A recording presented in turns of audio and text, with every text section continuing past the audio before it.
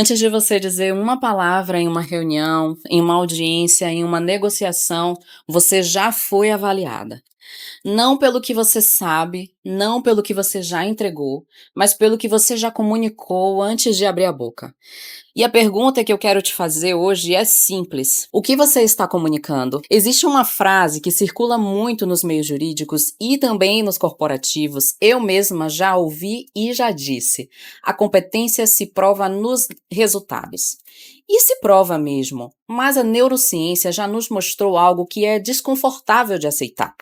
O julgamento sobre a nossa capacidade começa muito antes do primeiro resultado. O cérebro humano forma uma impressão nos primeiros segundos de contato, antes do aperto de mão, antes do currículo, antes da sua melhor frase. Isso não é superficialidade, é biologia. E ignorar isso não nos torna mais autênticas, apenas nos torna menos estratégicas. Eu sei o que você está pensando agora. Eu não quero ser julgada pela roupa, quero ser reconhecida pelo meu trabalho.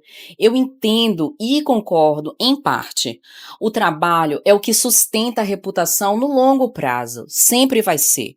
Mas a imagem é o que abre a porta para que esse trabalho seja visto.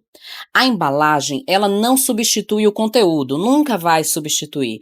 Mas quando o conteúdo é de excelência, por que a embalagem deveria ser descuidada? Vestir-se bem não significa vestir-se sempre da mesma forma.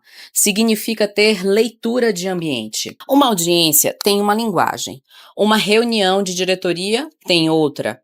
Um almoço com o cliente tem outra, ainda totalmente diferente. Quem consegue fazer essa leitura e aparecer com a resposta certa para cada contexto demonstra algo que vai muito além do visual. Demonstra percepção. E percepção é uma competência que as pessoas reconhecem, mesmo sem saber nomear o que estão vendo. Tem mais uma coisa importante aqui. O exagero comunica o oposto do que se pretende.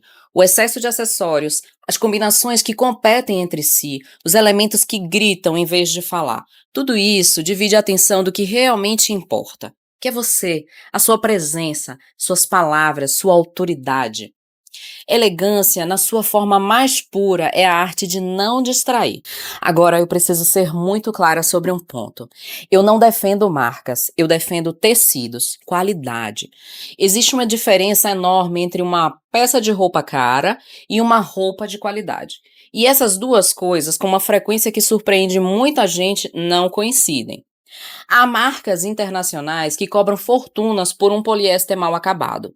E há uma boutique de bairro, aquela que você costuma comprar, também a costureira de confiança, o ateliê local, que entrega um algodão impecável, costura irrepreensível, caimento que valoriza o corpo, por uma fração do preço. O que o logotipo amostra comunica é uma coisa só, que você pode comprar aquilo. Há contextos em que isso é exatamente o que se quer dizer. Eu não faço julgamento sobre esse tipo de escolha, mas ela é uma escolha com um propósito específico, e esse propósito raramente é transmitir credibilidade técnica. E sabe o que é interessante? O mercado já percebeu isso antes de muita gente. Observe um movimento que vem crescendo nas casas de moda mais relevantes do mundo. As marcas estão escondendo os próprios logotipos. O que antes aparecia em letras garrafais agora vem discreto.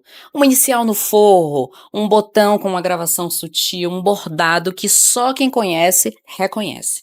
Algumas peças chegam completamente sem identificação. Isso tem um nome. O luxo silencioso. E ele comunica exatamente o oposto da ostentação. Quem ainda precisa mostrar etiqueta está tentando provar algo. Credibilidade real se comunica de outra forma. Com um tecido que não amassa ao primeiro sentar, com a cor que não desvanece na segunda lavagem, com uma costura que aguenta o movimento sem ceder e o caimento que respeita o seu corpo. Essas são as marcas da qualidade. E elas não precisam de etiqueta para serem percebidas, porque quem sabe, sabe. Mas eu seria desonesta se parasse por aqui, porque a imagem não é só o que se veste.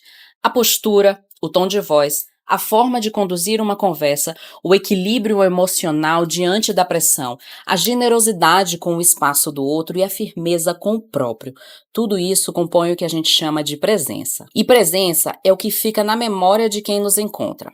Uma pessoa bem vestida, que interrompe os outros, que fala alto demais, que perde a compostura diante de um contratempo, desfaz em segundos tudo que a roupa levou minutos para construir.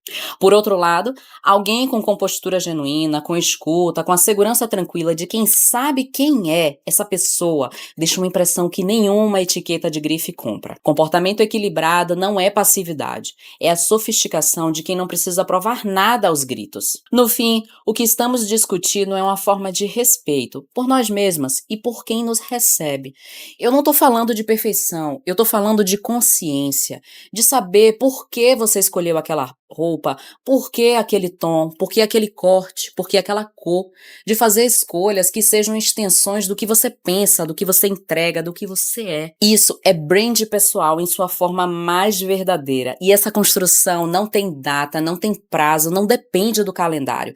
É diária, é permanente, é sua. Se esse conteúdo fez sentido para você, o artigo completo está no nosso blog Direito ao Café. O link está aqui na descrição. E se você ainda não assina a nossa newsletter, esse é um bom momento para começar. Até a próxima!